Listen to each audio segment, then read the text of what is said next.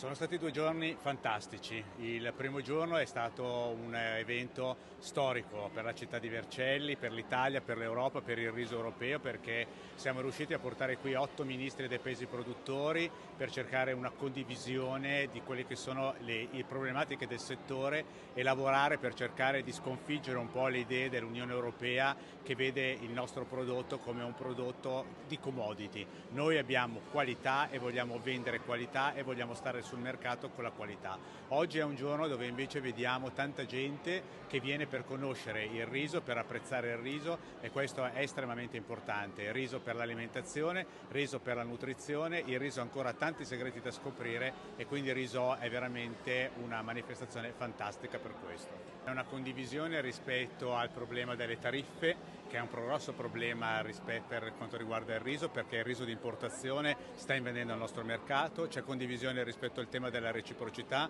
cioè se noi abbiamo regole ambientali anche gli altri paesi devono avere le stesse regole ambientali, e abbiamo trovato anche una condivisione rispetto alla necessità di una misura di salvaguardia, perché il riso che sta arrivando da Cambogia e Myanmar, che è coltivato non secondo gli stessi canoni dell'Unione Europea, ha provocato gravi danni alla risicoltura che ancora sta soffrendo per questo motivo.